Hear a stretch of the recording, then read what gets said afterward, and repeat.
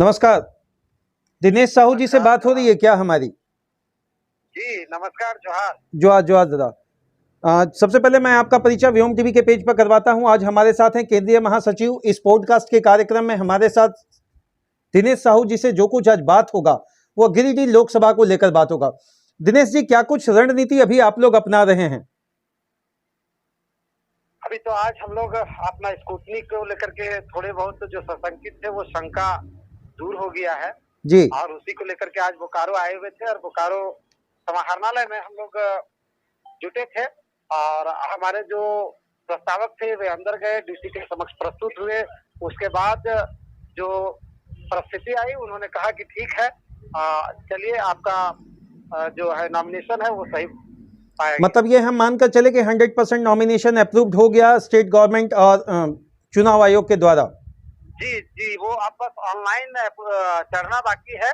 हमको लगता है 3 बजे के बाद वो दिखना भी चालू हो जाएगा और इनका अप्रूवल लगभग। दिनेश जी, एक बहुत बड़ा प्रश्न जनता आपसे जानना चाहती है। 1 तारीख से ये 6 तारीख का जो समय बीता, किस तरह मन में दशा रही जेबी केएसएस जेल कैंप के सारे समर्थक जानना चाहते हैं।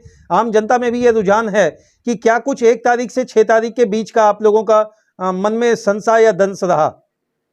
देखिए, यूं कहिए हम लोग संशय और दंश से अधिक कहीं ना कहीं हम लोग के अंदर आक्रोश था। आक्रोश इसलिए था कि जब झारखंड की राजनीति में युवा चेहरे जो निम्न मध्यम वर्ग के परिवार से आ रहे थे और अपना पदार्पण करना चाह रहे थे, ऐसे में कुचक्र रचकर, षड्यंत्र रचकर जो हमें रोकने की साजिश की जा रही थी उसके खिलाफ एक गुस्सा था और वो गुस्सा हर जगह देखा जा सकता था, झारखंड के विभिन्न इलाकों में भी और गिरिडीह में तो पूछिए ही मत। ये गुस्सा पूरा कूट कूट करके लोगों में भरा हुआ था। अच्छा, क्या हम इस चीज को हम मानकर चलें कि एक लंबी दौड़ लगाने के लिए 2 कदम पीछे आना पड़ता है? उसी तरह का एहसास आप लोगों में चला क्या?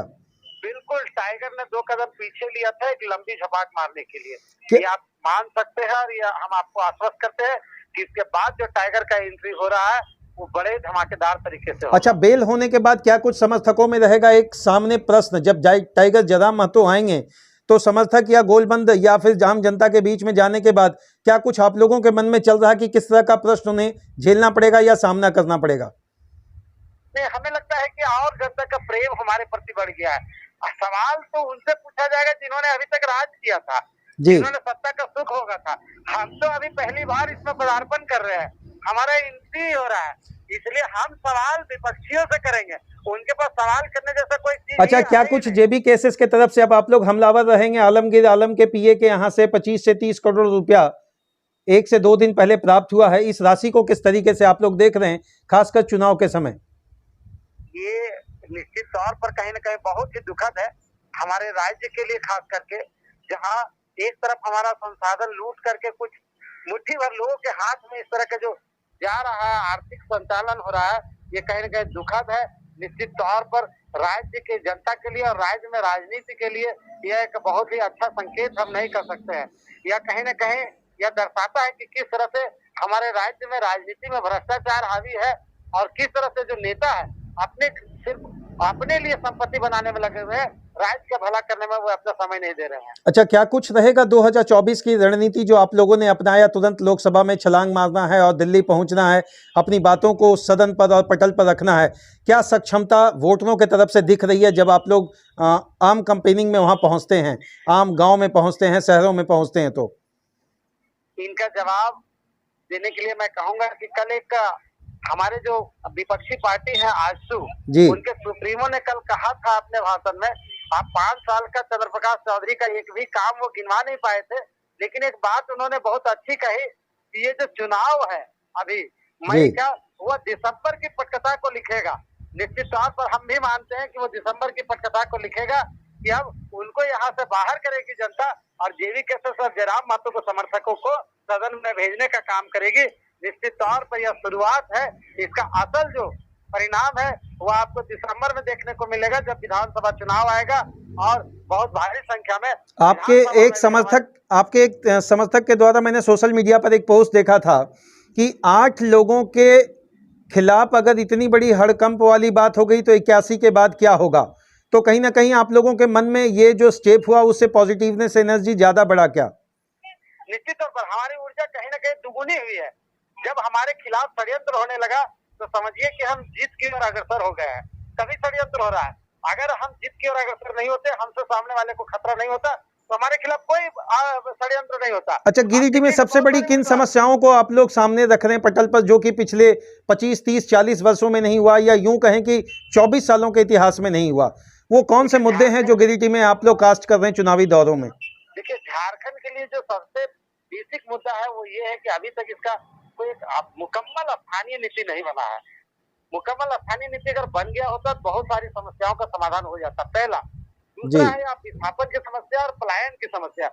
ये 3 मुद्दे जो है बहुत ही विकट समस्या है जो अभी तक नहीं बना है।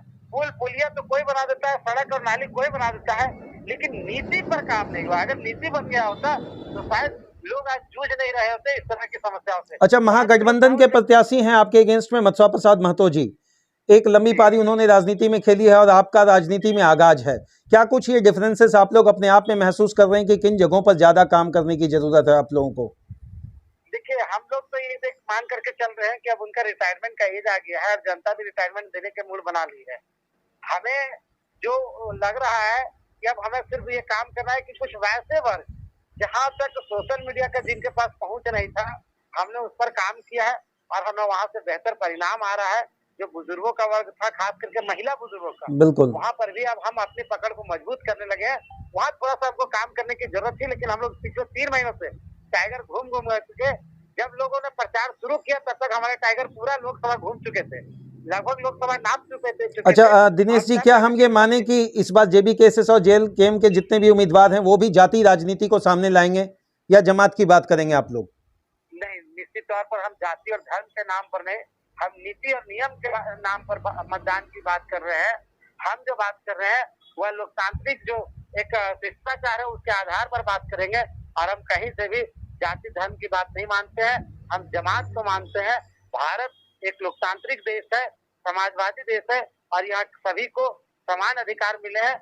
हम बस जमात के ऊपर विश्वास करते हैं, जाति की राजनीति को हम कतई अपने दल के अंदर। दिनेश जी, क्या हम माने 16 लाख वोटर में कितना वोट आप लोग एक्सपेक्ट कर रहे हैं अपने तरफ, जो पॉजिटिव तरीके से आपके तरफ मूव कर जाएगा मैग्नेटिक पावर के माध्यम से? हमें लगता है कि पहले हम लोग ये मान के चल रहे थे कि 6 से 7 लाख के आसपास हम लोगों का वोट आएगा, लेकिन अब लगता है कि वो प्लस होगा।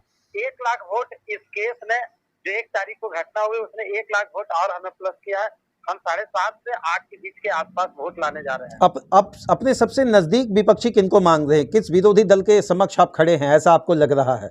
एक तरफ इंडिया है, दूसरी तरफ एनडीए का गठबंधन है, तो जेल केम या जेबी केसेस किसको अपना प्रबल विपक्षी मान रही है? हमें ऐसा लगता है कि हम कहीं से भी किसी को अभी इस लायक नहीं देख रहे हैं कि वो हमें कड़ी टक्कर देने की स्थिति में है। हमको ऐसा लगता है कि जिस भारी अंतराल से पिछला बार चंद्र प्रकाश चौधरी जीते थे, हमको लगता है उतना ही भारी अंतराल से इस बार हारेंगे, ऐसा हमको पूरा भरोसा है। अच्छा, गिरिडीह के आप प्रभारी भी हैं, खासकर चुनावी समीकरण में जब आप जा रहे हैं तो कौन सा वो 2-3 मुद्दे हैं जो आपको आम जनता की तरफ से सुनना मिलता है? देखिए, आम जनता की तरफ से जो मेन समस्या है वो ये है कि जो छोटी छोटी बातें हैं, जनता बड़ी बड़ी मुद्दों पर उतना जानकारी नहीं रखती है तो वो बात नहीं कर पाते हैं।